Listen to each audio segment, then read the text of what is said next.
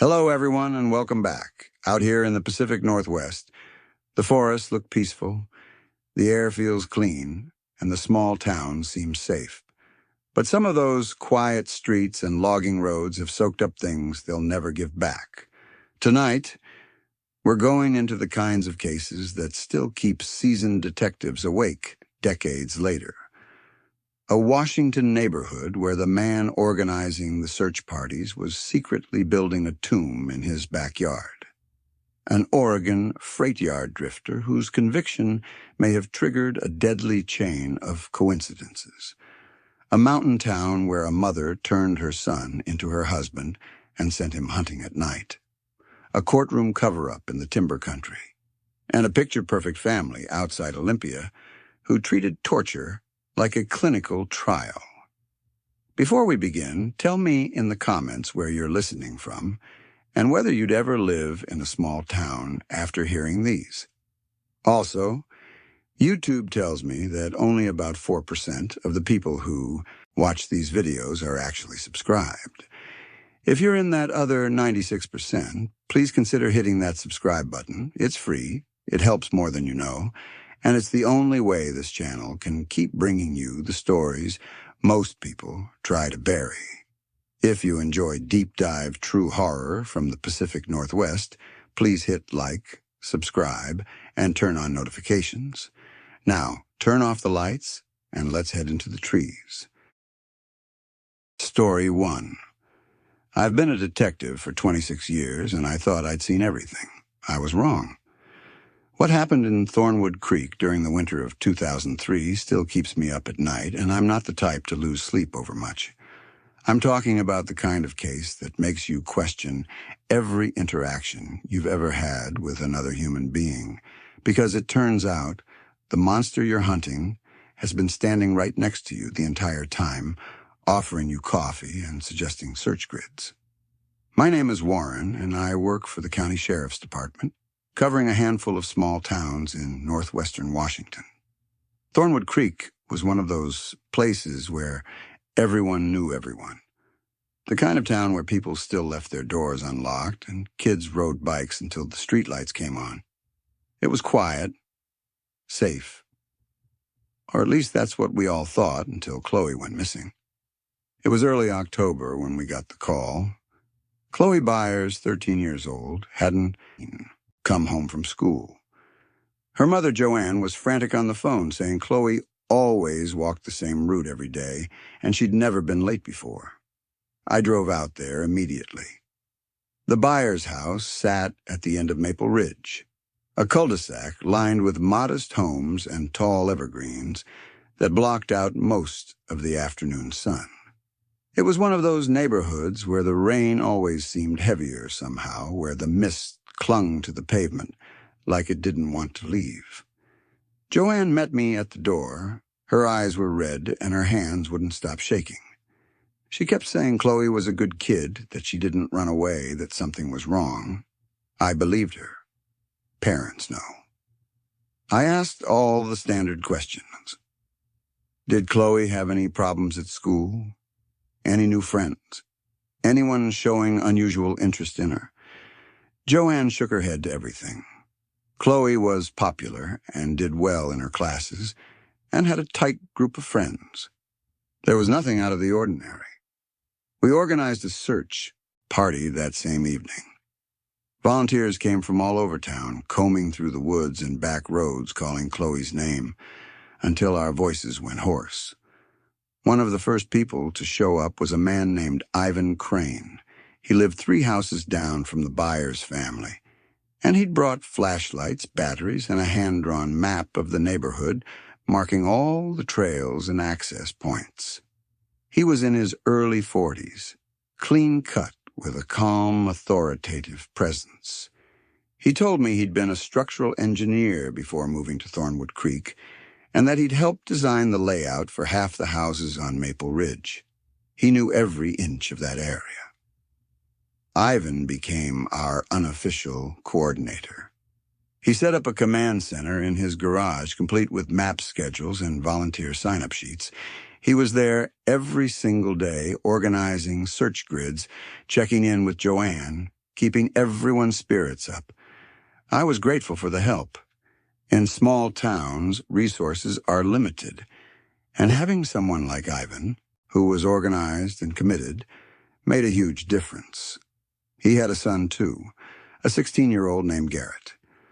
And Ivan would often mention how terrified he was for Chloe, and how he couldn't imagine what Joanne was going through. The days turned into weeks. We found nothing. No clothing, no phone, no witnesses. It was like Chloe had simply vanished into thin air. The town was paralyzed. Parents stopped letting their kids walk to school. People installed new locks and security cameras. Fear does that to a place. It changes it. And through it all, Ivan was there every morning at 7, bringing coffee and suggesting new areas to search, always pushing us to keep going, to not give up. Then, in early December, it happened again. Tessa Garrison, 14 years old, best friend of Chloe, disappeared on her way home from the library. Same neighborhood, same street, same lack of witnesses. The town went from fearful to absolutely terrified. We weren't dealing with a runaway or a tragic accident anymore. We had a predator. The pressure on me was immense. The mayor was calling daily. The media had descended on Thornwood Creek, turning it into a spectacle. I barely slept. I kept going over every detail, every interview, every piece of evidence, trying to find the connection. Ivan was right there with me, burning the midnight oil, throwing out theories. He kept saying it had to be someone passing through, a drifter maybe, or someone who used the highway. He'd pull up maps showing routes in and out of town, arguing that a local wouldn't be this brazen. It made sense. I wanted it to make sense. But something in my gut told me we were missing something. I started looking closer at the people in the neighborhood. One name kept coming up. Garrett Crane, Ivan's son. Multiple teachers described him as withdrawn and sullen. He'd had incidents at school, shouting matches with other students, and a suspension for threatening behavior. He spent all his time in his room, on his computer, barely interacting with anyone. When I'd see him around Ivan's house, he'd avoid eye contact and shuffle past like he wanted to disappear into the walls. I brought Garrett in for questioning. Ivan was supportive, almost too supportive. He told me he understood that everyone had to be looked at and that he wanted answers just as badly as I did. When I sat across from Garrett in the interrogation room, the kid looked terrified. He was pale, shaking, denying everything. He said he barely knew Chloe and Tessa, that he didn't talk to anyone at school, that he just wanted to be left alone. I pushed him. I asked him where he was the afternoon Tessa disappeared. He said he was home in his room. I asked if anyone could confirm that. He said no, his dad had been out organizing search efforts, and his mom had passed away years ago. He was alone. I kept pressing, asking why he spent so much time isolated, and why he'd had those incidents at school. He started crying. He kept saying he didn't do anything. But I didn't believe him.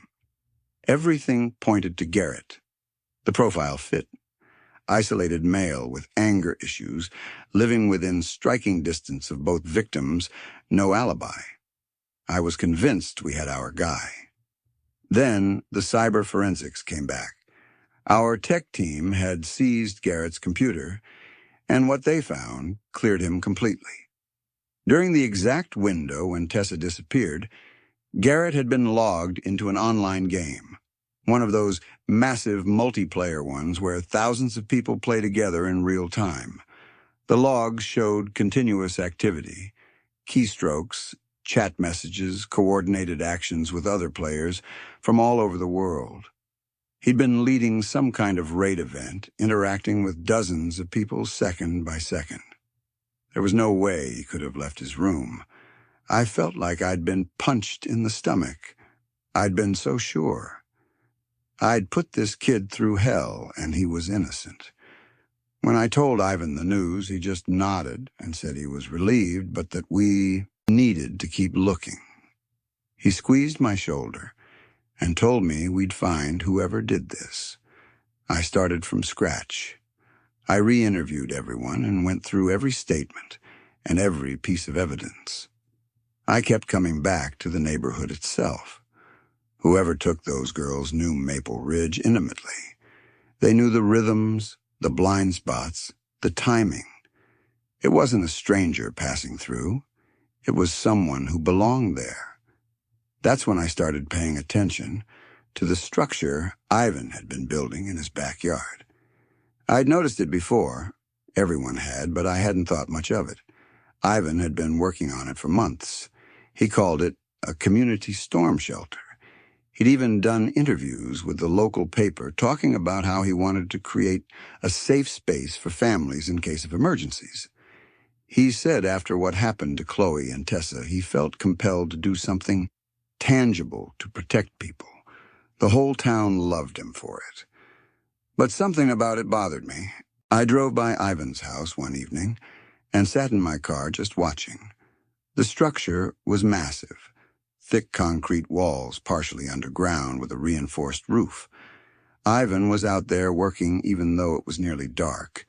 His hands were raw and blistered, and he moved with this obsessive intensity like he couldn't stop. I started digging into Ivan's background. I'd done a cursory check early on, but nothing had raised flags. This time I went deeper. I found complaints he'd filed with the school district. Multiple complaints over the past 2 years, all focused on girls he claimed were bullying Garrett. He'd written long, detailed letters describing incidents he said he'd witnessed, or Garrett had told him about. The school had investigated and found no evidence. Teachers said Garrett was never bullied. If anything, he was the one making others uncomfortable. I also found purchase orders. Ivan had ordered an unusual amount of concrete mix and industrial drums from suppliers outside the county. The quantities didn't match what you'd need for a storm shelter of that size. There was extra. A lot extra. I went back to Ivan's house. He was standing on the fresh concrete slab giving another interview to a journalist about community resilience and protecting our children. When he saw me, he smiled and waved me over. I asked him about the blueprints. I told him I'd like to review them just as part of standard procedure. He didn't hesitate. He pulled them out right there and walked me through every detail. He was proud of it, but I'd worked with engineers before, and something was off. The math didn't add up. The volume of concrete he'd ordered was significantly more than what the structure required. I asked him about it. He shrugged and said he'd over-ordered to be safe and that it was better to have extra than to run short. It was a reasonable answer. Too reasonable. I couldn't let it go. I went to my captain and requested a warrant to use ground-penetrating radar on Ivan's property. It was a long shot, and I had to fight for it. I told them about the concrete discrepancies and the complaints about Garrett and the timing of the construction. My captain was skeptical, but he trusted my instincts. We got the warrant. When I showed up with the team, Ivan's face changed. Just for a second. It was subtle. A tightening around his eyes. A shift in his posture. But I saw it. He asked what this was about, and I told him it was routine that we were checking every property in the area. He didn't believe me, but he stepped aside. The radar operator started scanning the storm shelter. We moved slowly, methodically. Then the machine pinged. 2 anomalies. One inside the eastern support pillar, one beneath the shed foundation, near the back of the property. Ivan started talking.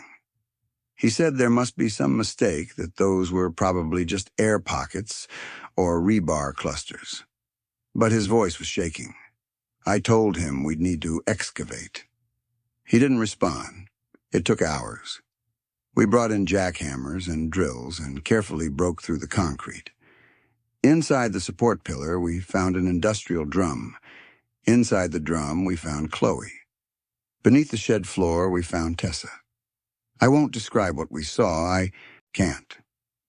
What I will say is that the forensic evidence told a story of prolonged suffering. These girls hadn't died quickly. They'd been kept alive, tortured. The medical examiner's report detailed injuries consistent with extended sexual assault and physical abuse. Chloe had been held for weeks before she died, Tessa for days. I arrested Ivan on the spot. He didn't resist. In the interrogation room, he dropped the mask entirely. The concerned neighbor, the helpful volunteer, the grieving community member, all of it gone. What sat across from me was something cold and calculating. He tried to explain it. He said Chloe and Tessa had been mocking Garrett at school, that they'd been spreading rumors and laughing at him behind his back. He said he'd confronted them and tried to make them stop, but they wouldn't listen.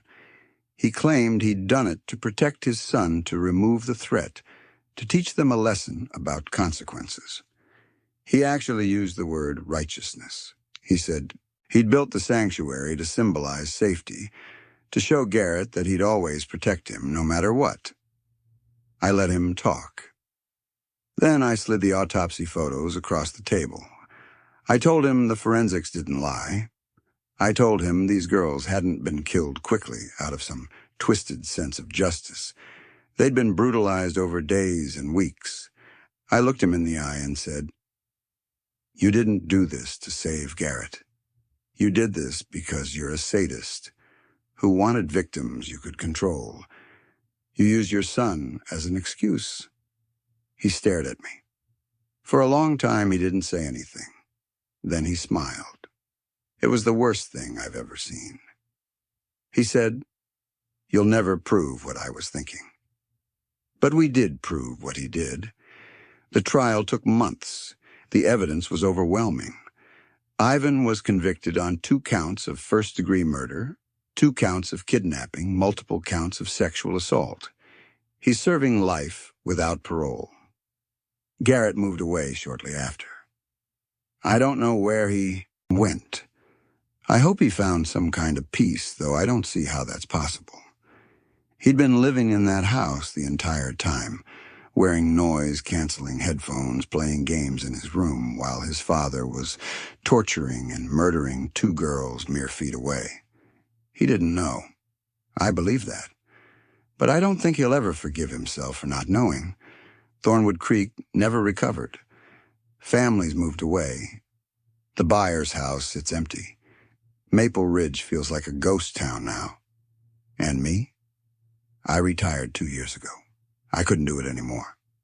Every time I closed a case, every time I shook hands with a witness or a volunteer, I'd think about Ivan. About how he stood next to me for months, looked me in the eye, and helped me search for the girls he'd already killed. People ask me how I didn't see it, how I didn't know. The truth is, he was good at it. He was patient and methodical, and he understood exactly how to blend in and how to be helpful without being suspicious. He knew I'd look at Garrett first. He'd probably been setting his own son up as the fall guy from the beginning. I still think about those girls, about Chloe and Tessa, about how scared they must have been, about how they died alone in the dark while their families searched and prayed and held vigils. And I think about Ivan, standing in his backyard on top of their graves, giving interviews about protecting children. That's the thing about monsters. They don't always look like monsters. Sometimes they look like the person helping you search. Sometimes they're the one bringing you coffee and offering to organize the volunteer schedules. Sometimes they're the last person you'd ever suspect. And that's what scares me the most. Story 2. I still think about the freight line killer case. And honestly, I don't think I'll ever stop. This happened back in 2001 through 2003 in Rainier Falls, Oregon. a small logging town tucked deep in the Cascade foothills where the freight trains roll through twice a day like clockwork. I was a detective with the Rainier Falls Police Department back then, and I'd worked homicide for about 8 years at that point. I thought I'd seen everything. I was wrong. The case started on a Tuesday night in October 2001. We got a call from a neighbor who said the Caldwell family hadn't been seen in 3 days. Mail was piling up, and their dog wouldn't stop barking from inside the house. When we arrived, the house looked normal from the outside, a modest 2-story with peeling yellow paint and a chain-link fence around the yard. The front door was locked. So were all the windows. We had to break in through the back door, and that's when we found them. I'm not going to describe what we saw in detail, but I'll say this. It was the kind of scene that changes you. The entire family had been killed with what the coroner later identified as a roofing hatchet.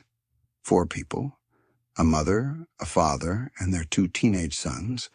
The violence was extreme, and it was methodical. Whoever did this took their time.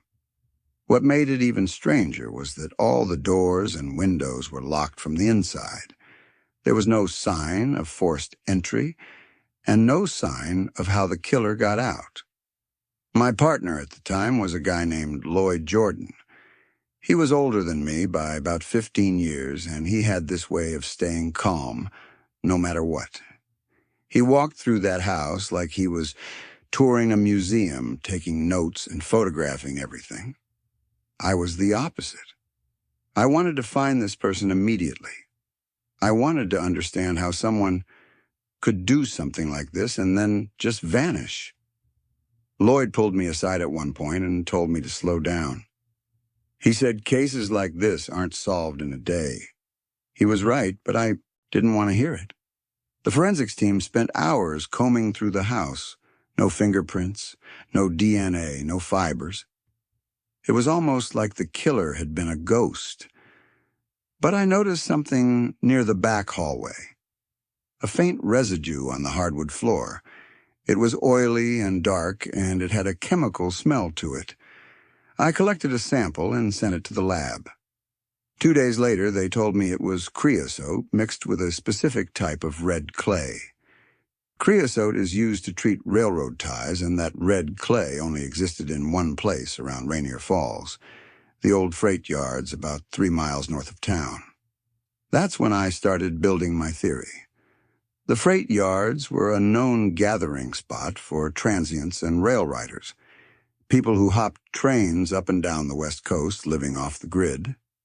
I pulled records of anyone arrested near the yards in the past 5 years and cross-referenced them with violent offenses. One name kept popping up, Arthur Hadley. He was 55 years old at the time, and he'd been arrested for assault in 3 different states over the past 2 decades. His last known location was Portland, but witnesses said he'd been seen around Rainier Falls in the weeks leading up to the murders. I became obsessed with finding him. I mapped out the Union Pacific freight schedule and started tracking where trains were heading and when. Lloyd thought I was losing it. He said I needed to step back and let the task force handle it, but I couldn't. Every night, I'd sit in my apartment with maps and schedules, spread out on the floor, trying to predict where Hadley would turn up next. My ex-wife used to say I had a one-track mind, and she wasn't wrong. It cost me my marriage and probably a few years of my sanity. The manhunt stretched on for 8 months. We had near misses in Portland, Eugene, and even as far south as Medford. In March 2002, I got a tip that Hadley had been spotted at a homeless encampment under the Burnside Bridge in Portland. I drove up there with Lloyd, and by the time we arrived, he was gone. But we found his nest, a makeshift shelter made of tarps and cardboard. Inside were dozens of bird bones arranged in strange geometric patterns, circles within circles. Lloyd said it was probably just some ritual nonsense, but it made my skin crawl. We finally caught him in June 2002. It was a stormy night, and I'd gotten a call from a rail worker who said he'd seen someone matching Hadley's description trying to hop a freight train in the Rainier Falls yards. I grabbed Lloyd, and we raced over there. The rain was coming down in sheets, and the wind was so loud you could barely hear yourself think. I spotted Hadley near the tracks trying to climb onto a slow-moving boxcar. I yelled for him to stop, but he didn't even look back. I chased him across the gravel and onto the tracks. He was faster than I expected for a man his age. He jumped over rails and dodged between cars with this almost supernatural agility. I was slipping on the wet ties, trying not to fall under the wheels of a moving train. At one point, he turned around and charged at me. We fought on the tracks in the pouring rain, and he nearly threw me under a freight car. I felt the steel wheels inches from my head before backup arrived and tackled him to the ground. It took 4 of us to subdue him. He fought like an animal. The trial was a media circus. It started in February 2003, and the courtroom was packed every single day. Hadley sat there in his orange jumpsuit, staring straight ahead, barely moving. His lawyer tried to argue diminished capacity, but the evidence was overwhelming. I testified for 2 days, walking the jury through every piece of the investigation: the creosote, the clay, the freight schedules, the prior arrests. By the time I was done, there wasn't a doubt in anyone's mind. The jury deliberated for less than 3 hours. Guilty on all counts. The judge scheduled sentencing for the following week, and I thought that would be the end of it. I thought I could finally move on. But then came the outburst. It was a Friday afternoon. The courtroom was full again. Judge Annette Grimsby asked Hadley if he had any final words before sentencing. For months, Hadley had been silent. He barely spoke to his lawyer, and he never once addressed the court. But when the judge asked him that question, he stood up slowly. The bailiff moved toward him, but the judge waved him off. Hadley looked directly at Judge Grimsby, then at the prosecutor, a woman named Louise Pemberton, who'd worked the case with me from the beginning, then at the bailiff, whose name was Gus Fairchild, then at 3 specific jurors who'd been the most vocal during deliberations, and then finally at me. His voice was calm, too calm. He said, "You think this gavel ends it. I am merely the vessel. The debt is owed, and the collection starts now. Judge, jury, counsel, sheriff, you have stamped my ticket, so I will stamp yours. Not one of you sees another winter." He pointed at each person as he said it. His hand was shackled, but the gesture was deliberate. Some people in the courtroom laughed nervously. Judge Grimsby banged her gavel and told him to sit down. I felt a chill run through me, but I told myself it was just theatrics. Hadley was sentenced to death. He was transferred to the state penitentiary in Salem, and I went back to my life. 3 weeks later, Judge Grimsby died of a massive heart attack while playing golf. She was 62 and had no history of heart problems. I heard about it on the news, and my first thought was that it was a coincidence. People die all the time. But then I remembered what Hadley had said. Not one of you sees another winter. It was early spring. Technically still winter, depending on how you measured it. A week after that, Louise Pemberton died. She was stung by a bee while gardening and went into anaphylactic shock. She'd never been allergic to bees before in her life. Her husband found her collapsed in the backyard and called 911, but by the time the ambulance arrived, she was gone. That's when I started to feel something shift inside me. 2 people dead, both of them in the courtroom that day, both of them named by Hadley. The morning of Louise's death, I received a letter in the mail. It was postmarked from Salem Penitentiary, and inside was a single piece of paper with 2 words written in pencil: The bee. I checked the postmark. It had been mailed 2 days before Louise was stung. My hands were shaking as I held that letter. How could Hadley have known? There was no logical explanation. I called the warden at Salem and demanded to know if Hadley had access to a phone or outside contacts. They said no. He was in administrative segregation and hadn't spoken to anyone except his lawyer. I drove up to Salem the next day. I needed to see him. I needed to understand what was happening. The warden allowed me 15 minutes in the visitation room. Hadley was brought in wearing full restraints. He sat down across from me and stared at me with these cold gray eyes that looked like they'd seen 1,000 lifetimes. I asked him how he knew about the bee. He smiled. It was the first time I'd ever seen him smile. He said he didn't do anything. He said that by arresting him, I'd interrupted a cycle, a ritual that had been running for decades. He said chaos needs a vessel, and when you remove the vessel, the chaos corrects itself by eliminating the obstacles. He said the people who stopped him were now obstacles, and the universe was simply removing them. I told him that was insane. I told him he was a murderer, and nothing he said would change that. He leaned forward as much as his restraints would allow and said, "You'll see, Detective. You'll all see." I left that prison feeling worse than when I'd arrived. I didn't believe in curses or rituals or any of that supernatural garbage, but I couldn't explain what was happening. Over the next 6 months, 3 more people from that courtroom died. Gus Fairchild, the bailiff, was killed in a car accident when his brakes failed on a mountain road.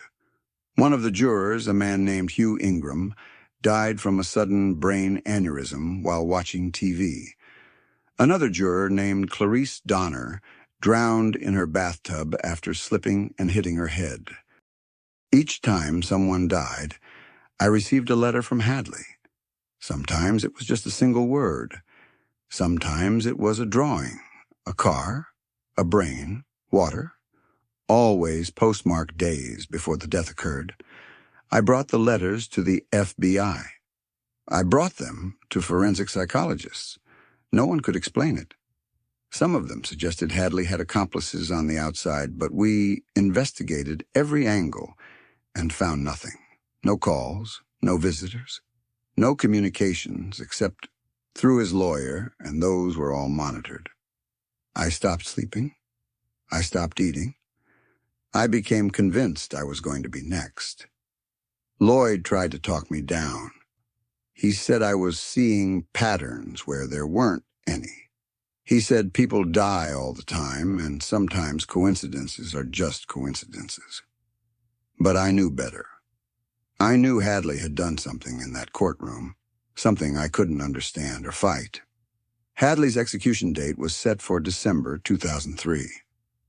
I didn't want to go, but I felt like I had to. I needed to see it end. The execution was carried out by lethal injection at the state penitentiary. I stood behind the glass with a handful of other witnesses. Hadley was strapped to the table, and the IV lines were inserted into his arms. He didn't struggle. He didn't say anything. But as the drugs started flowing, he turned his head and looked directly at me through the glass. He mouthed 2 words, "You're safe." Then he smiled and closed his eyes. He was pronounced dead at 9:47 p.m. I walked out of that building thinking it was finally over. I thought the nightmare had ended. I was wrong. I thought about quitting the force after Hadley's execution, but I couldn't bring myself to do it.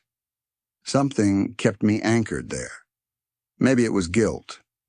Maybe it was the need to understand what had really happened. I took a leave of absence instead, and spent 3 months trying to make sense of it all. In April 2004, I got a call from a detective I used to work with, a younger guy named Colin Stratton. He said he needed to talk to me about something urgent. We met at a diner halfway between his town and mine. He slid a case file across the table. He said a family had been killed 3 days ago in a town called Willow Creek, about 200 miles south of Rainier Falls. 4 people, a mother, a father, and 2 kids, killed with a roofing hatchet. All the doors and windows locked from the inside. And at the scene, they'd found traces of creosote and red clay. I stared at that file and felt my blood run cold. Hadley was dead. I'd watched him die. But the pattern was repeating exactly. Colin asked me if I knew what it meant. I told him I needed to see the file, all of it. That night, I spread everything out in my apartment. The new case, the old case, the letters Hadley had sent me. And that's when I saw it. The detail I'd missed all along.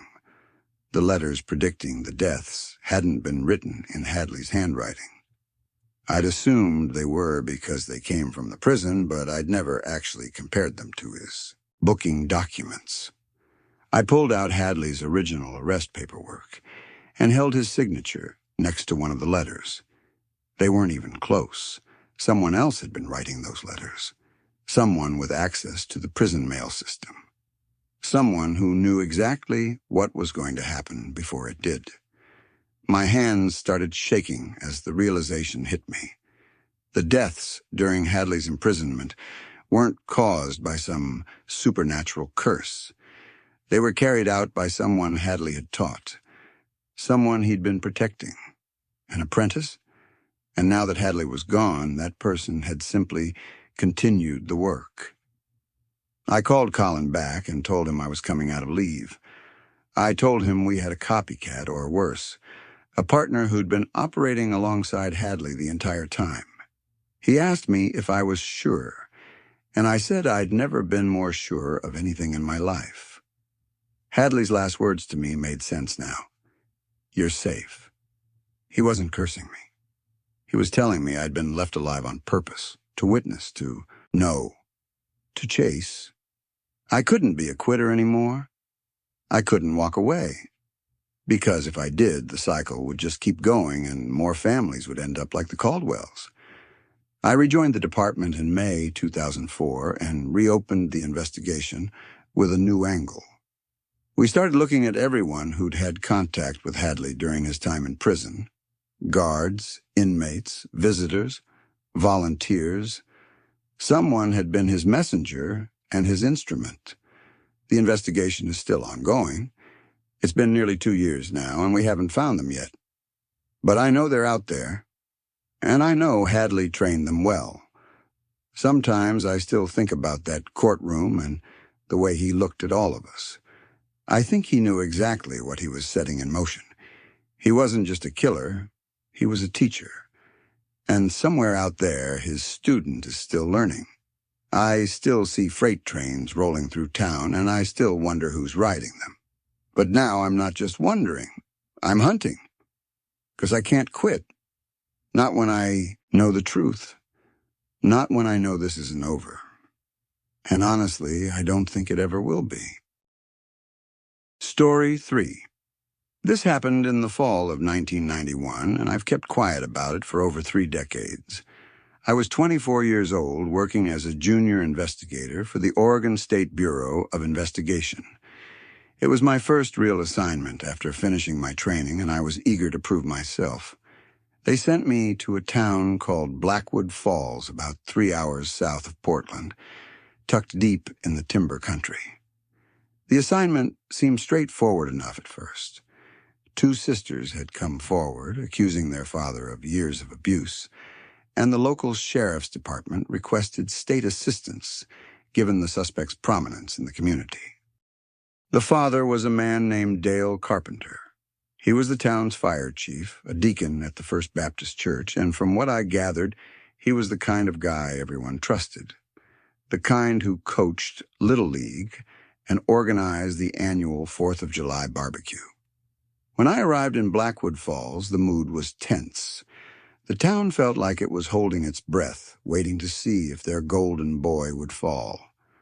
My supervisor, Agent Grayson Pierce, had driven up ahead of me to conduct the initial interviews. By the time I got there, he'd already spoken with both daughters, and his face told me everything I needed to know before he even opened his mouth. The accusations were heavy. Megan, the older sister, laid out a timeline of events that went back years. Her sister Andrea backed up every claim with her own statement.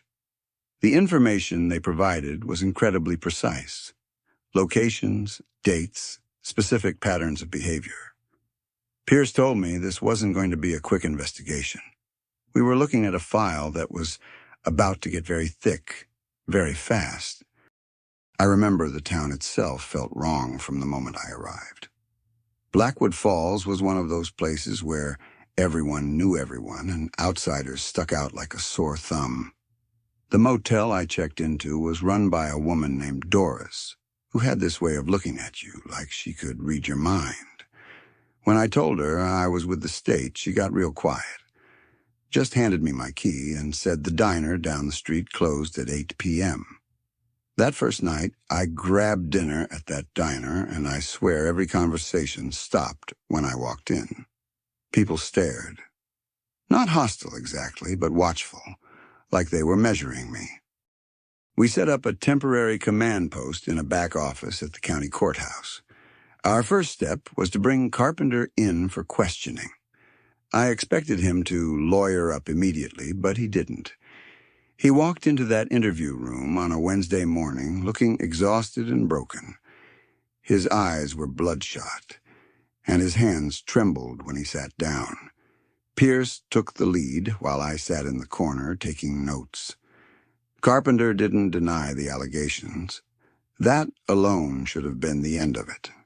A confession meant we could move forward with charges and get those girls some semblance of justice.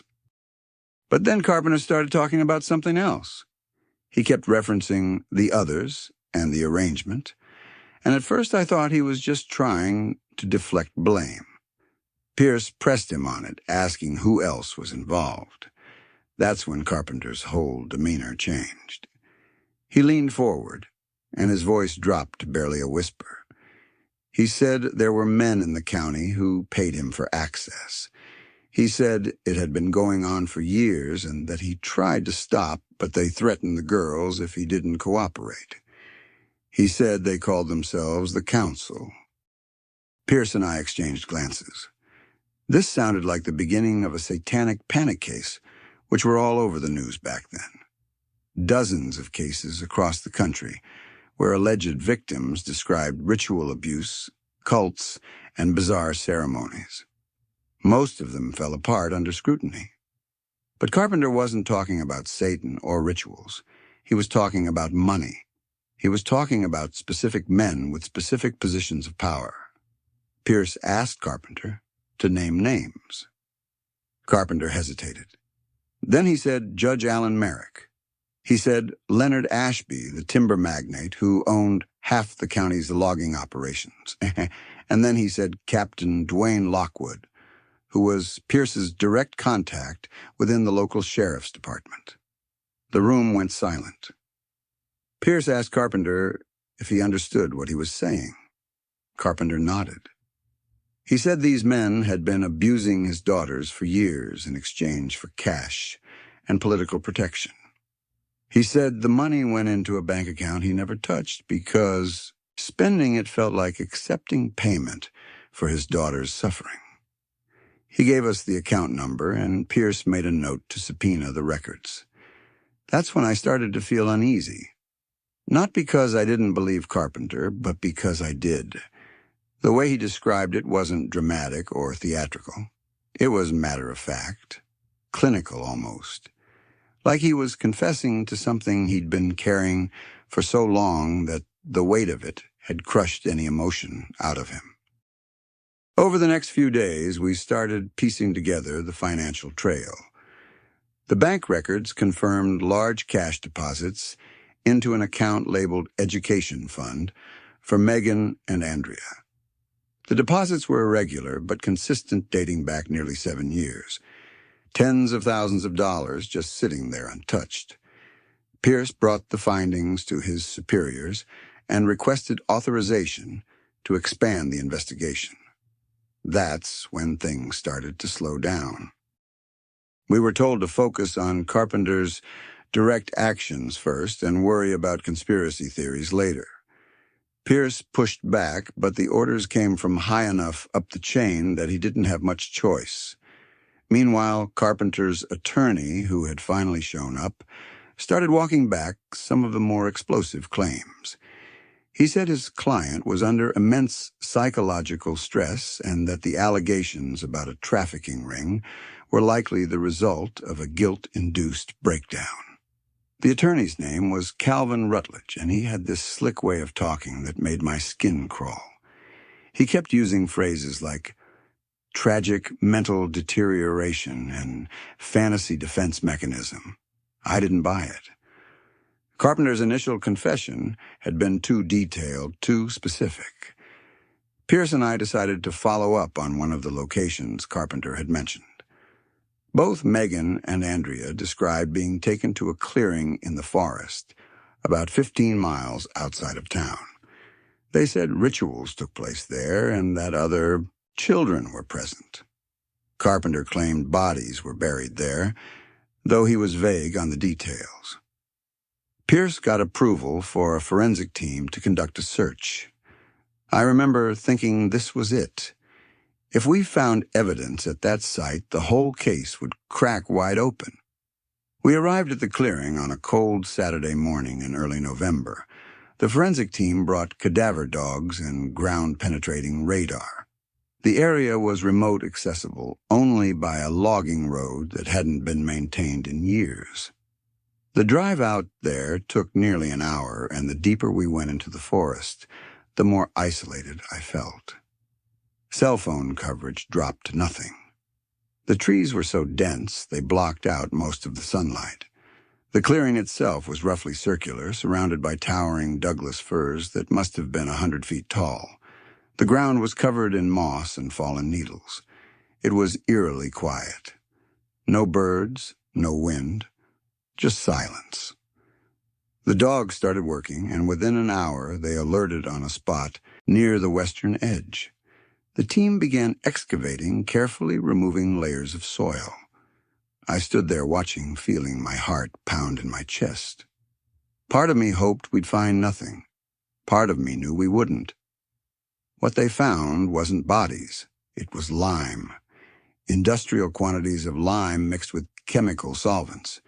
The kind of mixture you'd use to accelerate decomposition and eliminate biological evidence.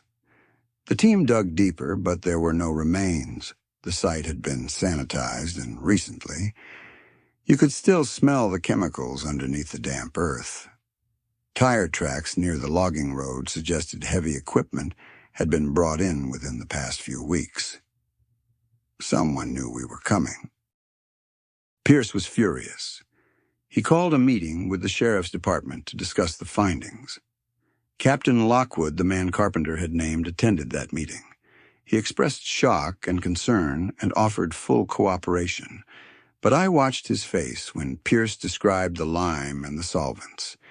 There was no surprise there, just calculation. His eyes moved from Pierce to me and back again like he was running numbers in his head. After the meeting, Pierce pulled me aside. He told me to be careful. He said if Carpenter was telling the truth, we were dealing with people who had the resources and connections to make problems disappear. He told me not to talk to anyone about the case outside of our team. He told me to watch my back. That night, I went back to my motel room and couldn't sleep. I kept thinking about those tire tracks and the fresh chemical smell that still lingered in the clearing. Whoever cleaned that site had done it professionally. This wasn't some panicked cover-up. It was methodical, planned. I lay there, staring at the ceiling, listening to the sounds of the motel. Footsteps in the hallway, muffled voices through thin walls. Around 2 a.m., I heard a car pull into the parking lot. I got up and looked through the window. It was a black sedan. It sat there with the engine running for maybe 5 minutes, then drove off. I told myself I was being paranoid. I didn't sleep the rest of the night. The next morning, I got a call from Pierce. He sounded shaken. He told me to meet him at the courthouse immediately. When I arrived, he was pacing in the conference room. His face was pale, and his hands were balled into fists. He said someone had broken into his car overnight and stolen his case files. Everything. Witness statements, financial records, interview notes, all gone. The car had been parked right outside his hotel. No broken windows, no signs of forced entry. Whoever did it had a key or knew how to pick locks like a professional. We reported the theft, but I could tell Pierce didn't expect much to come of it. He was right. The local police took a report and said they'd investigate, but nothing ever came of it. Pierce requested copies of the documents from headquarters, but we'd lost time and momentum. The files we'd been building were detailed and organized. The copies would take days to arrive, and some of the original notes Pierce had handwritten couldn't be replicated. It felt like someone was dismantling our case piece by piece. Meanwhile, Carpenter was being held in the county jail on suicide watch. His attorney filed a motion to move him to a psychiatric facility, claiming his mental state was deteriorating. The motion was denied. I went to visit Carpenter a few days after the break-in. I wanted to hear his story again. I wanted to see if he'd stick to it. The guards led me to a small visitation room with a table bolted to the floor. Carpenter shuffled in, wearing an orange jumpsuit. He looked worse than before, thinner, more hollow. He sat down across from me and didn't say anything at first. I asked him if he was okay. He laughed. It wasn't a happy sound. He said he was a dead man walking. He said they'd already decided what was going to happen to him, and there was nothing anyone could do to stop it. I asked him who they were. He looked at me like I was an idiot. He said I knew who they were. He said I'd met one of them already. He meant Lockwood. I asked Carpenter if he was scared. He said fear didn't matter anymore. He said he'd made peace with what he'd done and what was coming. Then he leaned forward and said something I'll never forget. He said, "You seem like a good kid. Don't end up like me. Know when to walk away." A week later, I was scheduled to meet with Megan and Andrea again. Pierce wanted to go over their statements one more time before we moved forward with formal charges against Carpenter. The meeting was set for 9 a.m. at a safe house we'd arranged through a victims advocacy group. I showed up early with coffee and bagels, trying to make the environment as comfortable as possible. The safe house was a small ranch-style home on the outskirts of a neighboring town. It was quiet and nondescript, perfect for keeping people hidden. The sisters arrived with their caseworker, a woman named Janet Pruitt, who had been working with them since they first came forward. Megan and Andrea looked exhausted but determined. We spent 2 hours going through everything. Their accounts remained consistent. They named the same locations, the same time frames, the same men. They described a basement room in Carpenter's house with a concrete floor and a drain. They described being driven to the clearing in the woods at night. They described other children being there, though they didn't know their names. They described Judge Merrick and Leonard Ashby and Captain Lockwood by physical details that matched perfectly. Toward the end of the interview, I asked them if they felt safe. Andrea looked at me and said no. She said they'd been receiving phone calls at night. No one spoke on the other end, but the calls came regularly around 2 a.m. She said cars had been following them. She said she felt like they were being watched constantly. Megan added that someone had left a dead crow on their doorstep 3 days earlier. Its neck had been wrung, and it was placed directly in front of the door so they'd step on it when they left. I promised them we'd arrange better security. I meant it. But I also knew we were running out of time. That afternoon, I went back to the courthouse to file my report. Pierce was meeting with the district attorney, to discuss the timeline for bringing charges. I was alone in the office when the phone rang. It was Captain Lockwood. He said he wanted to speak with me privately and suggested we meet at a diner on the edge of town. I should have said no. I should have told Pierce immediately. But I was young and stupid, and I thought maybe Lockwood was going to come clean. Maybe he'd realized we had enough evidence to bury him, and he wanted to cut a deal. I drove to the diner and found him sitting in a back booth. He didn't waste time with pleasantries. He told me I was making a mistake. He said Carpenter was a sick man who had abused his daughters, and that the rest of it, the conspiracy, the council, was all fantasy. He said if I continued down this path, I'd ruin my career and accomplish nothing. I asked him about the bank account. He shrugged. He said Carpenter probably stole the money from the fire department's discretionary fund and stashed it away. Embezzlement on top of abuse. I asked him about the lime in the clearing. He leaned forward, and his voice went cold. He said some things are better left buried. Then he asked me how old I was. I told him 24. He nodded. He said I had my whole life ahead of me. He said it would be a shame if something happened to derail that. It wasn't a direct threat, but it didn't need to be. The message was clear.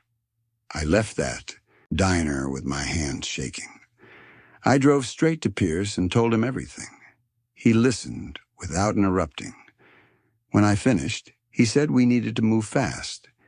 He said we'd request a transfer of Carpenter to state custody and push the DA to file charges immediately.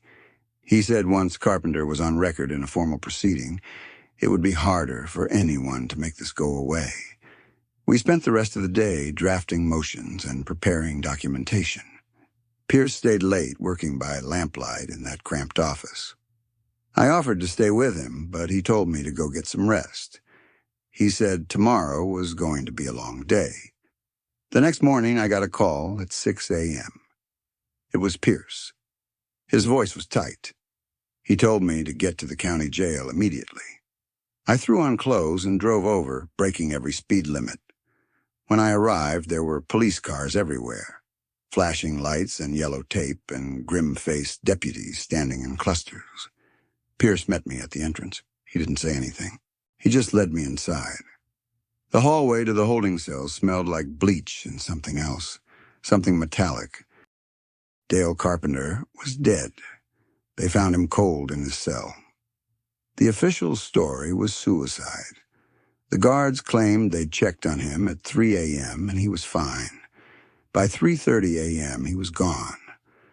I asked how that was possible, if he was on suicide watch. The protocol was checks every 15 minutes. Pierce said the cameras in that section of the jail had malfunctioned. A power surge or something. 20 minutes of dead air right when it happened. The guards on duty said they'd been at the far end of the cell block dealing with another inmate who'd gotten sick. Convenient. There was a note. It was handwritten on a piece of notebook paper. It said, "The devil took me. The girls are safe now." The handwriting was shaky, inconsistent with the samples we had from Carpenter's earlier statements. Pierce asked to see the body. The medical examiner allowed us into the morgue. I'll never forget what I saw. The ligature marks on Carpenter's neck were wrong. Too high, too uniform. A forensic pathologist I spoke with years later told me those marks were more consistent with manual strangulation than hanging. Hanging leaves a V-shaped mark angled upward. Strangulation leaves a horizontal line. Carpenter's marks were horizontal, but the official autopsy ruled it suicide. The district attorney moved quickly to close the case. With Carpenter dead, there was no one to prosecute. The charges against him were dropped posthumously. The allegations about the council were dismissed as the delusions of a mentally ill man who couldn't face his own guilt. Megan and Andrea were offered counseling and a settlement from the county. $25,000 each. They took the money and left Oregon. I don't blame them. What else were they supposed to do? Fight a system that had already decided they were lying? Pierce tried to keep the investigation open. He filed reports and requested federal intervention. He sent everything we had to the FBI field office in Portland. They said they'd look into it. Nothing happened. Within 6 months, Pierce was reassigned to a desk job in Salem. He called me once after the transfer. He sounded defeated. He said he'd been told in no uncertain terms to drop it. He said people above his pay grade had made the decision, and there was nothing he could do. I stayed on for another year, but my career stalled. I was passed over for promotions. My cases were reassigned. I was given grunt work, data entry, and file organization. In 1993, I left the Bureau and took a job in private security. I never went back to Blackwood Falls, but I think about it all the time. I think about those tire tracks and the smell of lime and the way Captain Lockwood's eyes went dead when I asked the wrong questions. I think about Carpenter's last words or whoever wrote them. I think about Megan and Andrea and whether they ever found peace. Most of all, I think about the fact that nothing ever came of it. Judge Merrick retired in 1995 with full honors. There was a ceremony and a plaque. Leonard Ashby's timber empire expanded.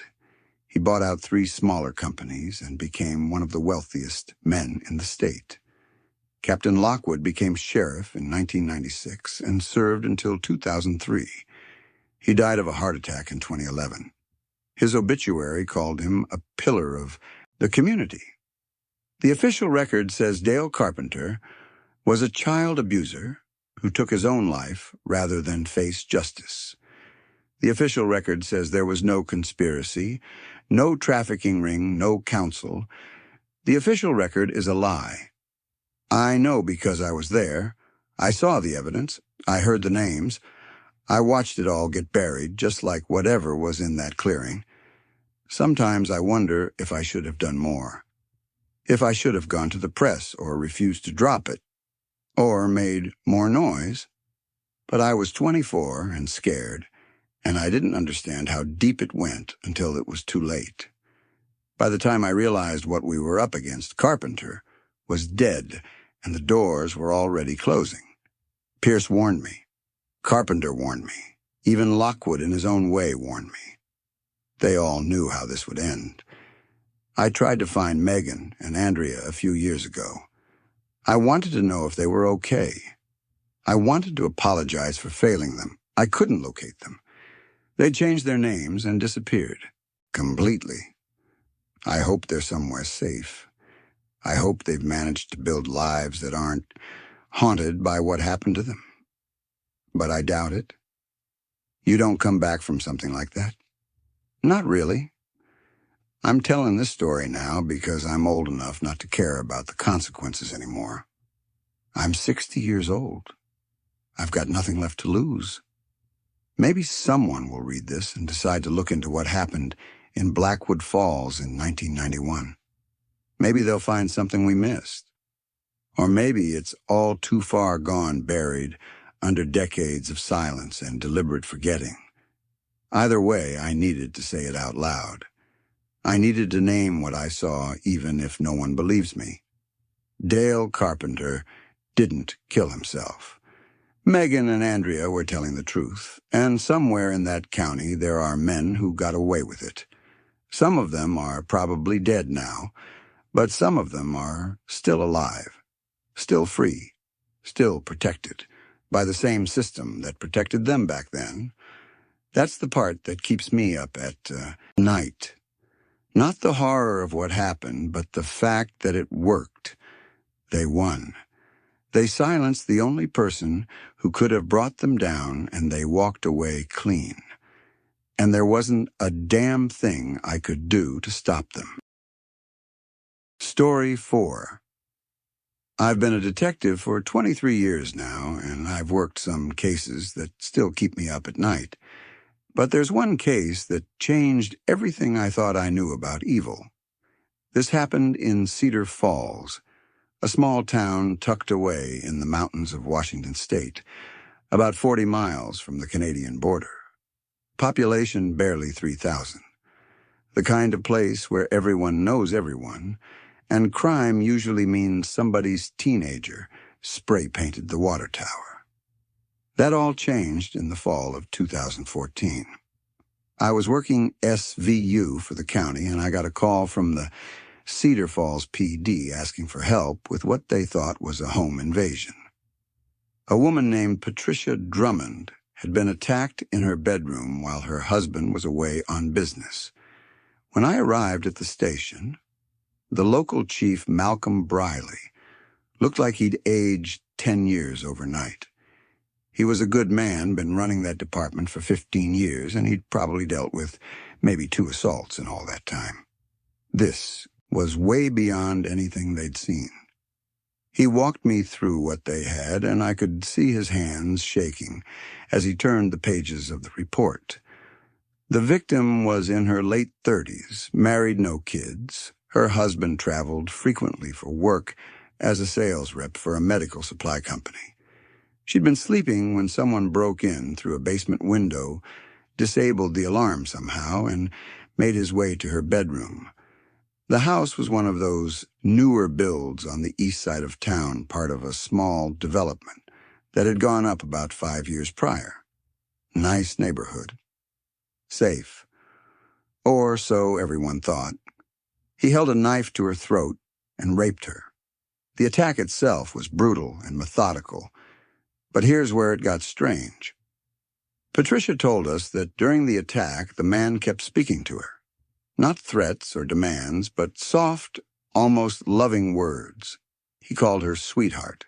He told her he'd missed her all day at work. He asked her how her day had been. He said things like, "I'm home now, and it's okay, I'm here with you." She said it was like he thought he was her husband coming home from a long day. Like this was just a normal evening and they were having a normal, intimate moment. The psychological horror of that was worse than the physical attack in some ways. She kept saying she felt like she was going insane while it was happening. Like reality had split in two and she couldn't tell what was real anymore. The medical exam confirmed sexual assault, but there was no DNA. He'd used a condom and taken it with him. After the assault, he'd forced her at knife point to get in the shower while he watched. He made her scrub herself with bleach and water he'd prepared. He'd brought his own supplies, a bottle of bleach, a scrub brush. He knew exactly what he was doing. There were no fingerprints, no fibers, nothing. The basement window had been pried open with a crowbar, but he'd worn gloves. The alarm had been disabled, not hacked or cut, but disabled with what looked like a manufacturer's override. Code. Whoever this guy was, he knew what he was doing. I remember thinking this wasn't his first time. That sick feeling in your gut when you realize you're not dealing with a one-time offender. That hit me hard that day. We did everything by the book. Canvassed the neighborhood, checked security cameras, interviewed neighbors. Cedar Falls wasn't exactly a high-tech place. Most people didn't even lock their doors before this happened. The few security cameras we found showed nothing useful. Grainy footage of empty streets. One camera caught what might have been a figure walking down an alley around the estimated time of the break-in.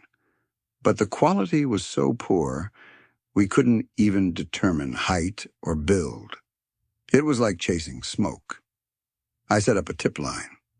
We got the usual calls, suspicious neighbors, ex-boyfriends, random theories. Nothing panned out. 3 weeks later, it happened again. Different victim, same pattern. Ashley Brennan was 41. Her husband worked overnight shifts at a lumber mill about 20 minutes outside town. He'd been on shift when it happened. Ashley lived in an older part of Cedar Falls in a house her grandparents had built back in the 60s. Same M.O. basement window. Knife. The tender husband routine. He'd called her honey. He'd told her he loved her. He'd asked if she'd eaten dinner. And again, no physical evidence. The bleach shower. The condom removed. The meticulous cleanup. This time, though, Ashley mentioned something that stuck with me. She said during the assault, the man's jaw made a clicking sound, like bones popping. She said it happened whenever he turned his head quickly or when he was talking. It was distinctive enough that she remembered it even through the trauma.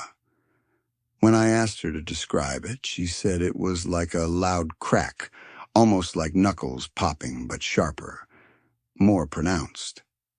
I started building a profile. The level of control suggested someone older, not a teenager. The forensic awareness suggested either law, enforcement training, or an obsessive knowledge of investigation procedures. The strange domestic roleplay suggested deep psychological damage. A broken relationship, maybe? Abandonment issues. I consulted with a forensic psychologist out of Seattle, and she agreed. She said this was someone who was trying to recreate something. Some idealized version of domesticity he'd either lost or never had. The violence was secondary to the fantasy. That made him more dangerous because it meant he wasn't going to stop. The fantasy would never be satisfied. He'd keep chasing it. By December of 2014, we had 4 victims, all married women, all attacked when their husbands were away, all in Cedar Falls or within a 5-mile radius. The town was paralyzed with fear. People started installing security systems. Women refused to stay home alone. The local hardware store sold out of deadbolts and window locks. Town hall meetings turned into shouting matches. People wanted answers, and I had none to give them. The pressure was crushing. I was working 18-hour days trying to find any thread that connected these women beyond the obvious. They shopped at different stores, went to different churches, had different jobs. One was a teacher. One worked at the post office. One was a stay-at-home wife. One managed a small bookstore. There was no pattern I could find. Then, in January of 2015, victim number 5 came forward. Her name was Denise Holcomb, and she'd been attacked 2 weeks prior, but hadn't reported it. She was embarrassed. She felt dirty. She thought somehow it was her fault. That's what this kind of trauma does. It breaks your sense of reality. She finally came in after seeing a news report about the other attacks. She realized she wasn't alone. Her story matched the others perfectly.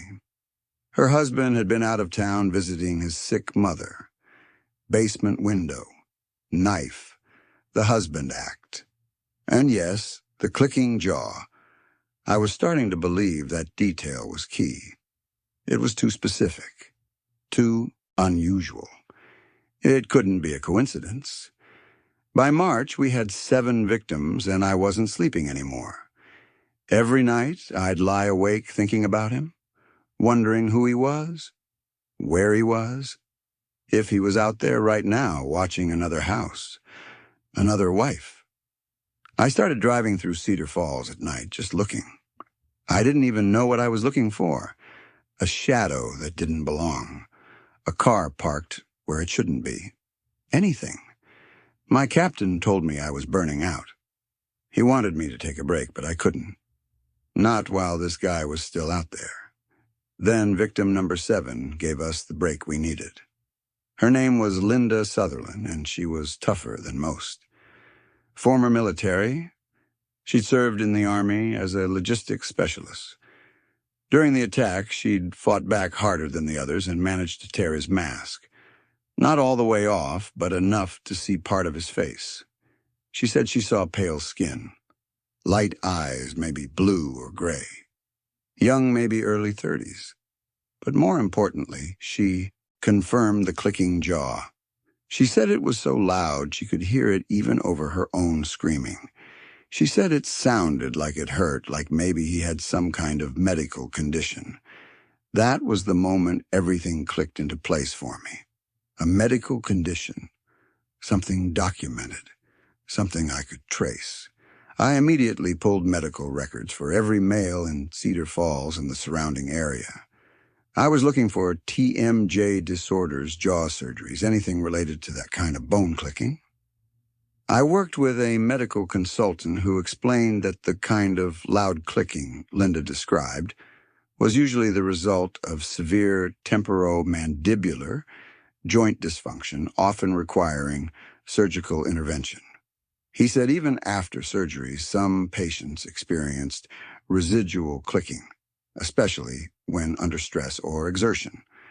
That gave me my search parameters. I needed someone who'd had TMJ surgery, someone young, someone male, someone who lived in or near Cedar Falls.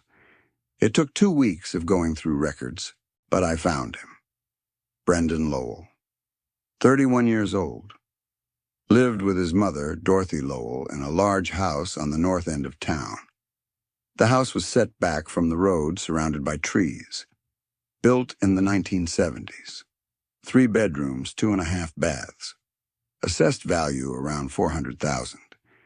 He'd had surgery for severe TMJ dysfunction back in 2011 at a hospital in Spokane.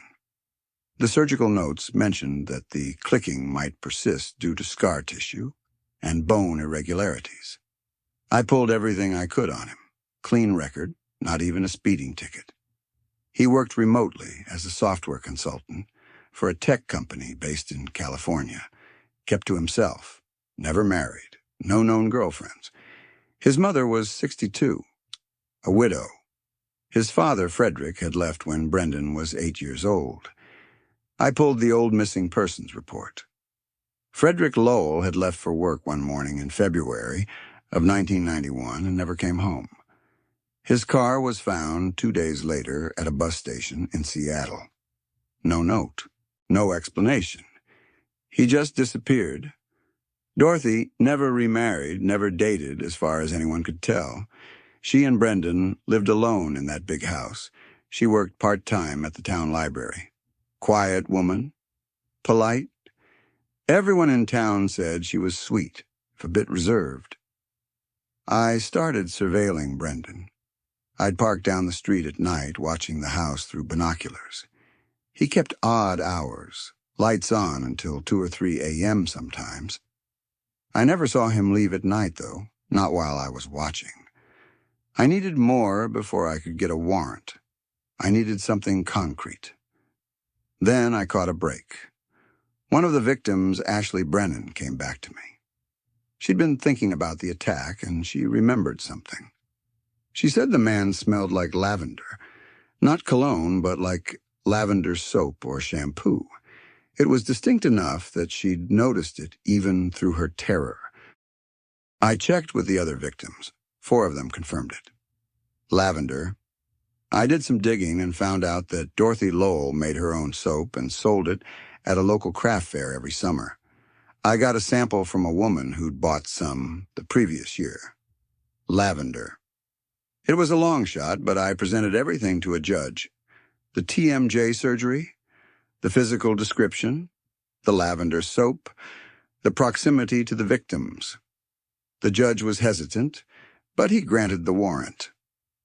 We hit the house at 6 a.m. on a Thursday morning in April. Brendan answered the door in sweatpants and a T-shirt, looking groggy and confused. Dorothy was in the kitchen making coffee. I'll never forget the look on her face when we came through the door. Not fear, not surprise, something else. Anger, maybe, or possessiveness. We searched for 3 hours. The house was immaculate, too clean, like a showroom. No dust, no clutter, everything in its place. We found his kit hidden in a crawl space behind a false wall in the basement. You had to move a section of shelving to even see the entrance. Inside was a black duffel bag. Ski mask, leather gloves, box of condoms, gallon jug of bleach, scrub brush, rope, duct tape, a hunting knife with a 6-inch blade and a wooden handle, and maps. He had maps of Cedar Falls and the surrounding area with certain houses marked in red pencil. 9 marks total. 9 houses. We'd found our guy. But when we brought him in for questioning, that's when things got truly disturbing. Brendan didn't deny it. He confessed to all of it. 9 rapes by that point. We hadn't even known about 2 of them because the victims never reported it. They'd been too afraid or too ashamed. But the way he talked about it made my skin crawl. He kept referring to himself as Fred. He'd say things like, Fred needed to come home to his wife, or Fred had a long day at work. I asked him who Fred was, and he just stared at me with these empty eyes and said, my father, my mother's husband, the man she loved. I pressed him, told him I didn't understand. He got agitated. Started rocking back and forth in his chair. The clicking in his jaw got louder, more frequent. He said his mother told him he had to be Fred now, that Fred left and someone had to fill that role. He said it like it was the most normal thing in the world, like I was the strange one for not understanding. That's when I knew we were dealing with something beyond just a serial rapist. This was deep. This was generational trauma, twisted into something monstrous. Dorothy was never charged with the abuse. Brendan refused to testify against her. He said she was his mother and he loved her. That broke something in me. Even after everything she'd done to him, he still loved her. Or maybe he just didn't know any other way to feel. The trial was set for August of 2015. I thought it would be over, that we'd get justice for those women and Brendan would spend the rest of his life in prison where he belonged. But Dorothy couldn't accept it. She couldn't lose him.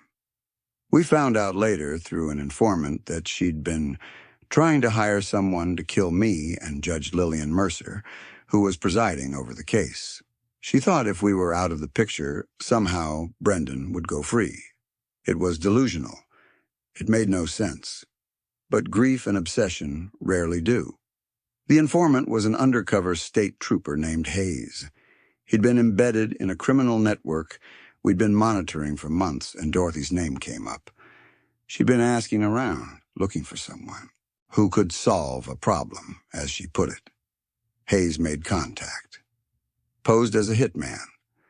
Dorothy hired him for $200,000. She liquidated her savings, sold off jewelry and family heirlooms. She was willing to spend everything to keep Brendan out of prison. We set up a sting operation at an old abandoned grain mill just outside Cedar Falls. The place had been shut down since the 80s. Rusted equipment, broken windows, graffiti on the walls. It was isolated. Perfect for a meeting like this. The plan was to catch her in the act of paying the final installment.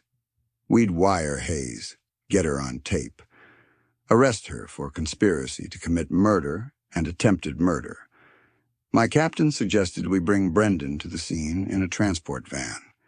He thought we might need him as leverage to get Dorothy to confess on tape, make her think she could see him if she cooperated. I didn't like it. It felt risky. But my captain insisted. He said we needed this to be ironclad. We couldn't afford any legal loopholes.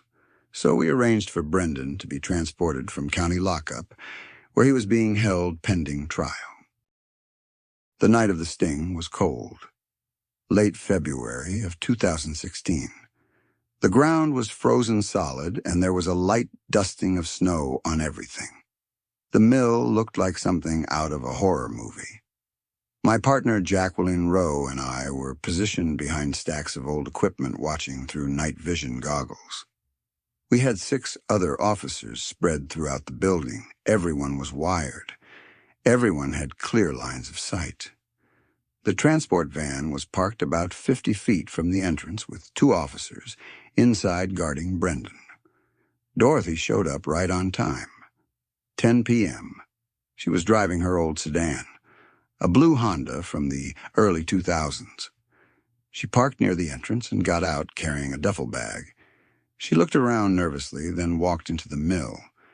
Hayes was waiting in the center of the floor. He played it perfect. Calm. Professional. He asked if she had the money. She nodded and handed him the bag. He opened it.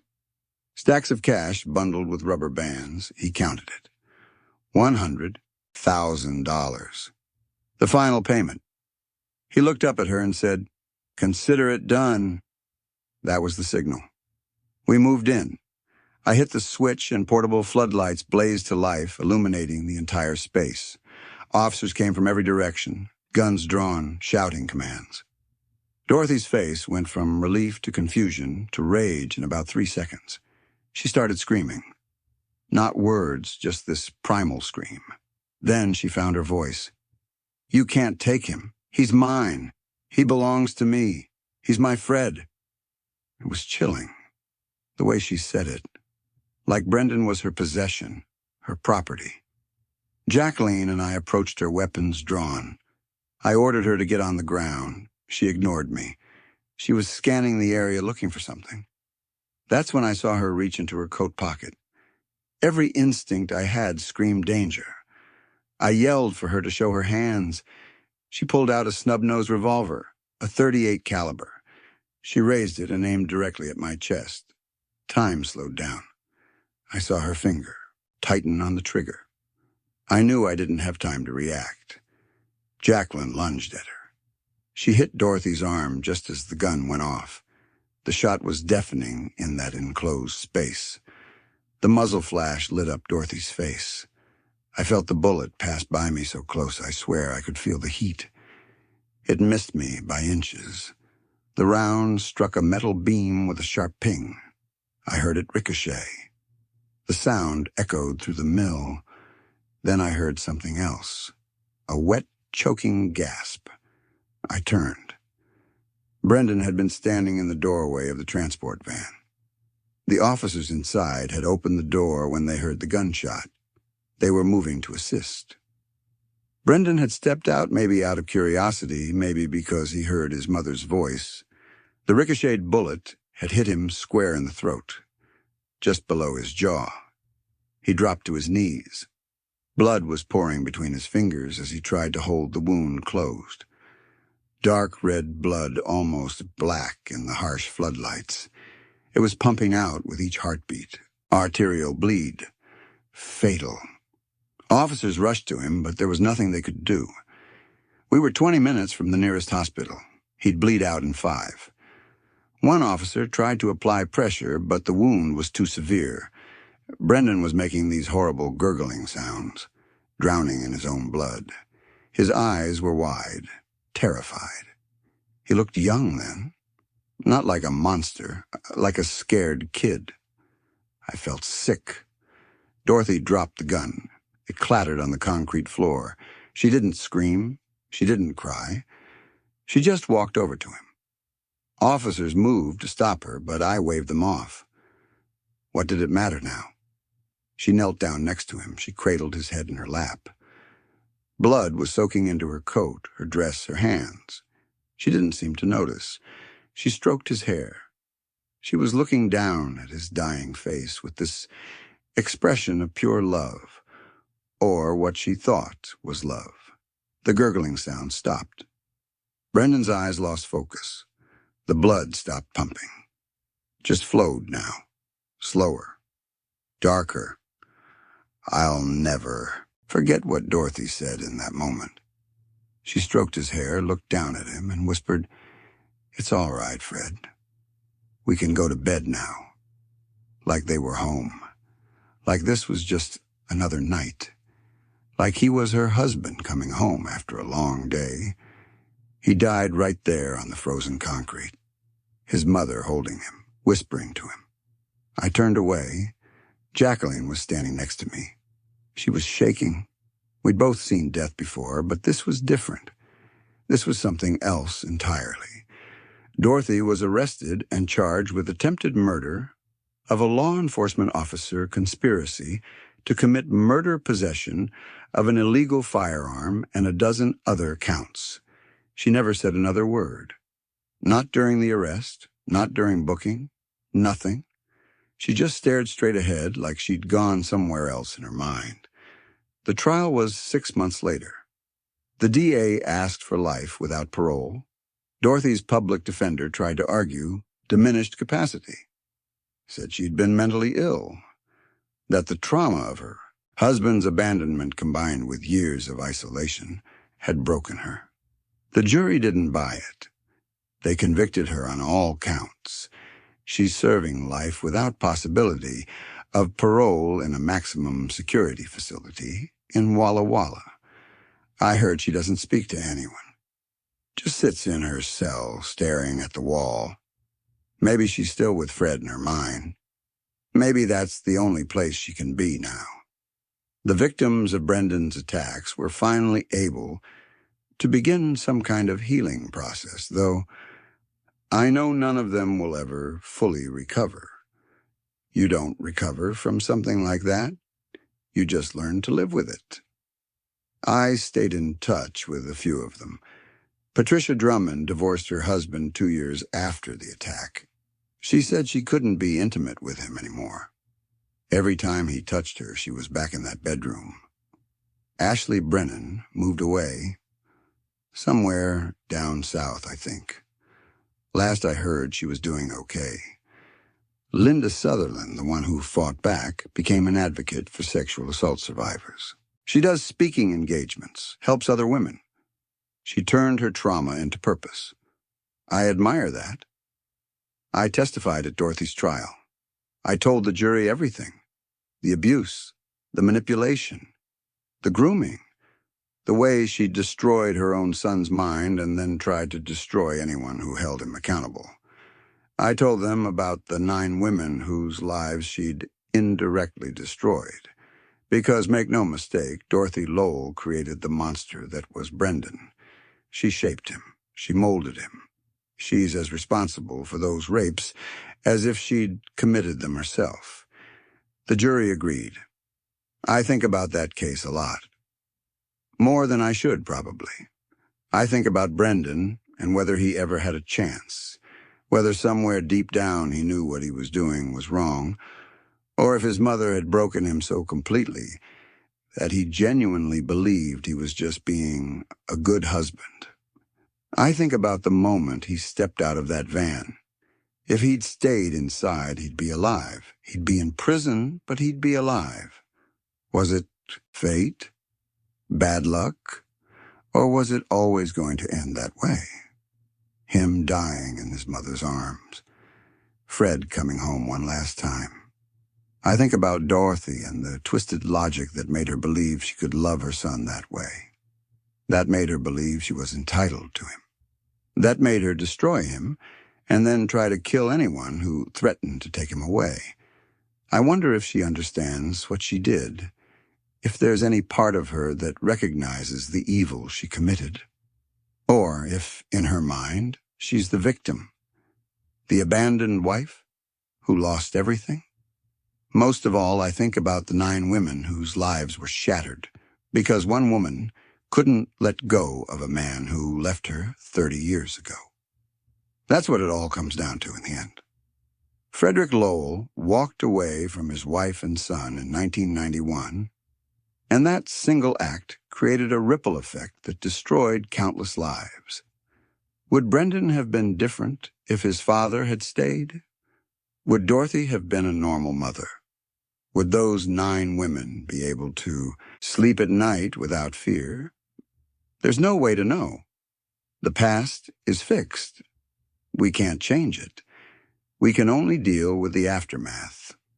Cedar Falls is quiet now. People have moved on as much as they can. The houses where the attacks happened have mostly been sold. New families live there now. Families who don't know the history. Maybe that's for the best. But I know there are still nights when those women wake up in a cold sweat, when they hear a floorboard creak or a door hinge squeak, when their husband comes home from work and says something kind, and for just a split second, they're back in that room with a monster whispering love in their ear. Some scars don't heal.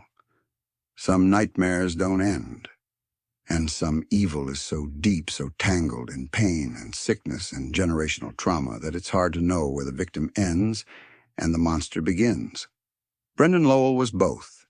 He was a victim of horrific abuse, and he was a monster who victimized others. Both things can be true. That's the hardest lesson I learned from that case. Evil isn't always simple. It's not always a choice between good and bad. Sometimes evil is created. Sometimes it's shaped by hands that should have protected. Sometimes it's born from love that was never really love at all. I retired from the force 2 years ago. That case was my last. I couldn't do it anymore. Couldn't see that darkness day after day. I live in a small town now. Not Cedar Falls. Somewhere else. Somewhere quiet. I grow tomatoes. I fish. I try not to think about the things I saw. But on cold nights, when the wind howls through the trees, I still think about that mill. About Dorothy holding her dying son. About the way she whispered to him. "It's all right, Fred. We can go to bed now." And I wonder if somewhere in his mind, in those final moments, Brendan found peace. Or if he died as confused and broken as he'd lived. Story 5. I've been a detective for 17 years, and I thought I'd seen everything. Child abuse cases, domestic homicides, the kind of stuff that makes you question humanity on a daily basis. But what I encountered in February 2019 in a small town outside of Olympia, Washington wasn't just another case. It was something that still keeps me up at night, and I'm honestly not sure I'll ever fully process it. The call came in on a Tuesday morning during one of the worst cold snaps I'd ever experienced in the Pacific Northwest.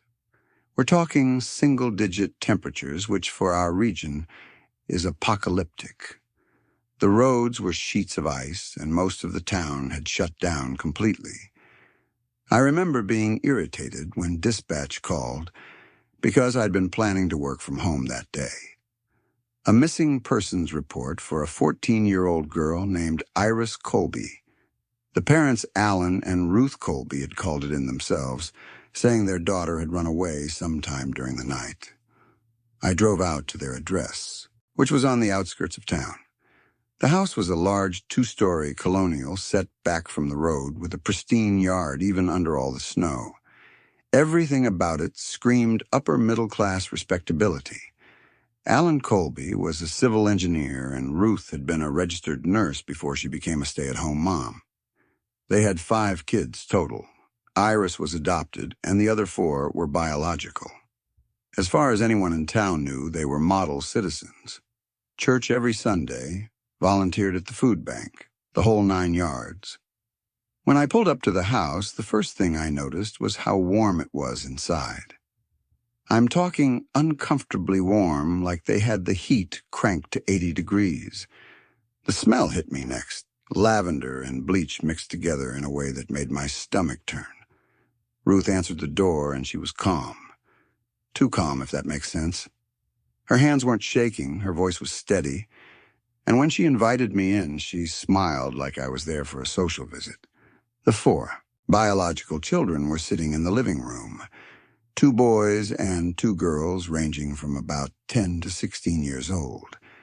They were all dressed in matching cream-colored clothing, and they were reading, not watching TV, not on their phones, just sitting there with books open in their laps. When I walked in, not one of them looked up. I remember thinking, that was strange, but I didn't dwell on it at the time. Alan came down the stairs and shook my hand. He was tall, probably 6'2", with graying hair and wire-rimmed glasses. He had this measured way of speaking, like every word had been carefully selected before it left his mouth. He explained that Iris had been struggling lately with what he called defiance issues. He said they'd been working with her on behavioral correction, but that she'd been resistant to their guidance. When I asked him to clarify what he meant by behavioral correction, He just said they'd been trying to help her align with the family's values. I asked to see Iris's room. Ruth led me upstairs and opened the door to a small bedroom at the end of the hall. The room was bare. I'm not exaggerating. There was a twin bed with a thin mattress, a small wooden desk, and nothing else. No posters, no decorations, no personal items of any kind. The walls were painted white, and the single window had thick curtains that blocked out most of the light. Ruth explained that they'd removed distractions to help Iris focus on her spiritual development. The way she said it so matter-of-fact made my skin crawl, but I kept my expression neutral. I asked if I could look around the property, and Alan agreed immediately. He walked me to the back door and pointed toward the yard. That's when I saw the footprints in the snow. They led from the back porch toward a structure at the far end of the yard, some kind of gazebo or garden shed. The prints were small, barefoot, and they didn't come back. I felt my stomach drop. No teenager runs away barefoot in sub-freezing temperatures. I asked Alan about the footprints, and he said Iris had been in a state of spiritual crisis, and that sometimes she would go to the prayer garden to meditate. I followed the footprints across the yard. The snow was deep, and every step required effort. When I reached the structure, I saw it was a wooden gazebo enclosed with heavy plastic sheeting, the kind you'd use to winterize a porch. I pulled back the plastic and stepped inside. The temperature dropped immediately. There was no heat source, and the plastic didn't do much to block the wind. That's when I saw her. Iris was kneeling in the center of the gazebo. Her hands were clasped in front of her like she was praying. She was naked and frozen solid. Her skin was mottled with bruises, deep purple and yellow marks that covered her arms, legs, and torso. Her hair had been braided neatly, and there was a laminated card hanging from a string around her neck. I stepped closer, my hands shaking as I pulled out my flashlight to read it. The card said, Patient 0, resistant to grace, day 47 of treatment. I backed out of the gazebo and immediately called for backup and the coroner. My hands were shaking so badly I could barely hold my phone. Alan and Ruth were standing on the back porch watching me. They didn't look panicked or scared. They looked disappointed. When I walked back toward the house, Alan asked if I'd found her. I told him I had and that I was placing both of them under arrest. Ruth tilted her head like she didn't understand. She said they'd done everything they could to save Iris, and that if I'd found her in the garden, it meant she'd finally found peace. The investigation that followed revealed something far worse than I could have imagined. When we executed a search warrant on the house, we found what I can only describe as a clinical record of torture. In Alan's home office, there were binders, dozens of them, filled with printed spreadsheets. They'd been tracking everything: Iris's calorie intake, hours of sleep, duration of correction sessions, and something they called resistance metrics.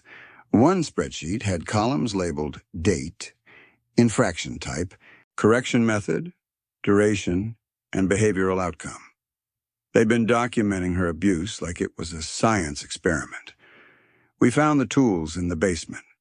Alan had built what he called a rhythm apparatus, a mechanical device that delivered strikes at timed intervals. He'd attached it to a wooden frame, and there were restraints bolted to the floor. The walls of the basement were soundproofed. We also found a walk-in freezer that Alan had installed himself. Inside were logs noting the dates and times Iris had been placed inside for what they called thermal reset therapy. The longest session documented was 8 hours. When we interviewed the biological children, the oldest son, Brandon, who was 16, explained everything in a calm, detached voice. He said his parents had taught them that Iris carried a spiritual sickness from her birth country. They believed she had to be purified before the sickness spread to the rest of the family. The children had been required to participate, recording data, administering cold water baths, and monitoring her during outdoor exposure sessions. Brandon described how they'd leave Iris in the gazebo overnight during the winter to slow down the infection. He said they loved her and that everything they did was to help her. The medical examiner determined that Iris had died from a combination of hypothermia, malnutrition, and blunt force trauma.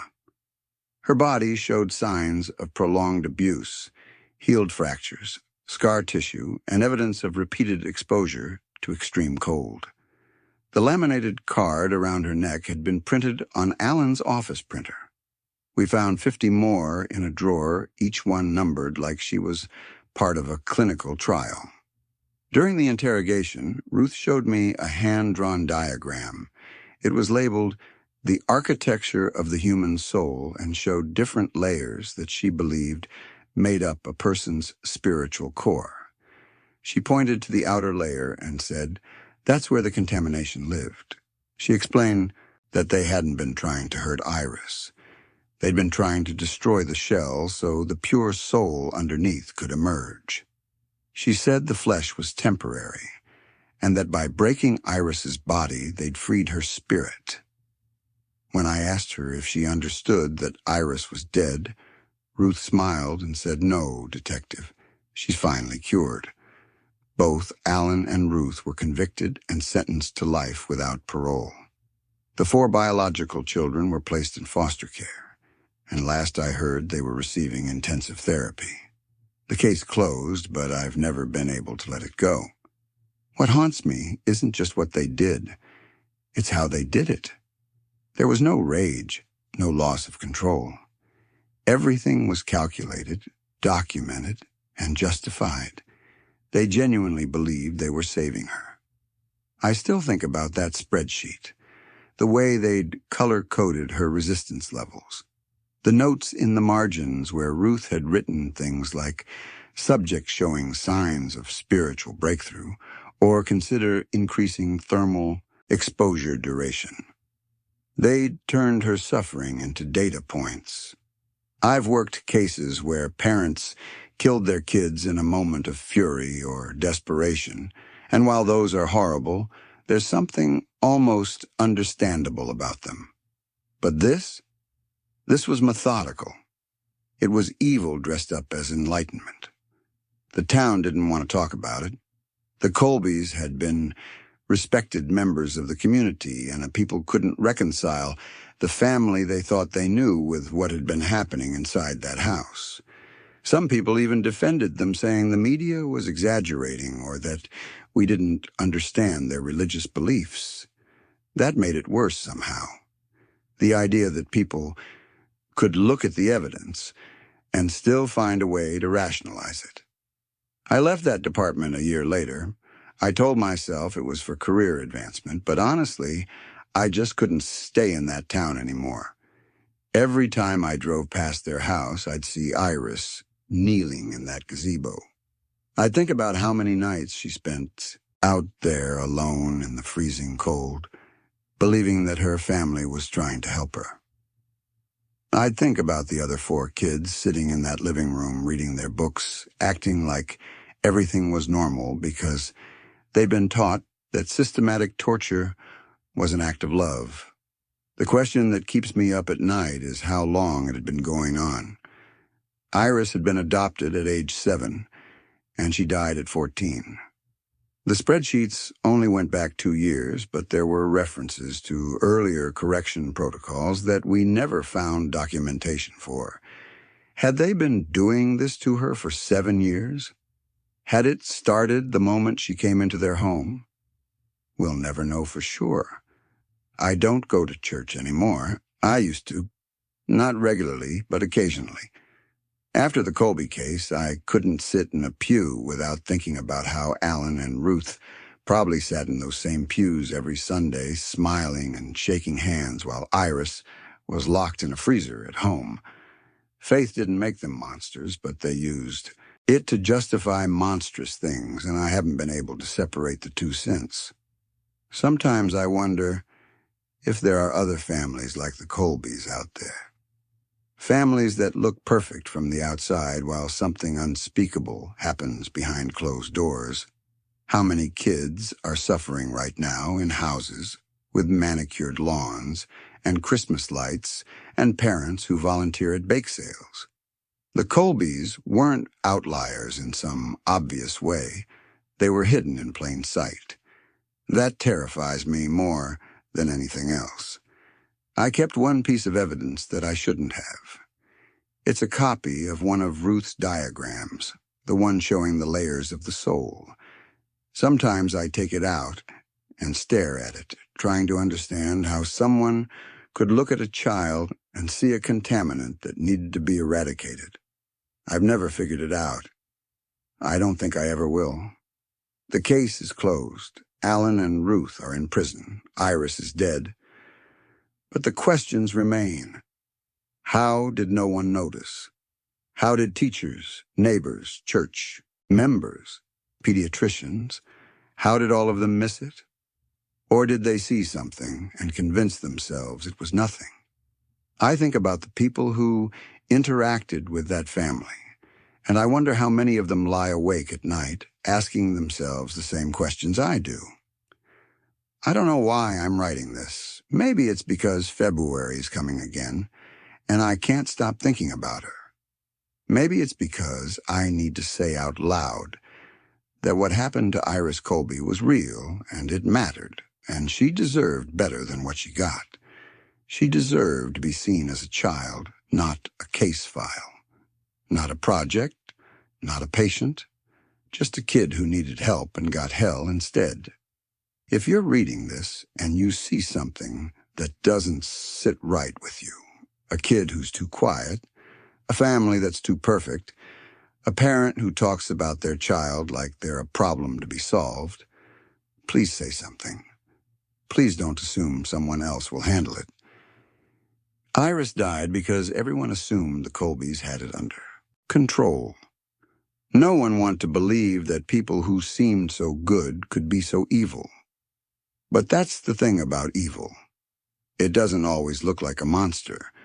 Sometimes it looks like a spreadsheet.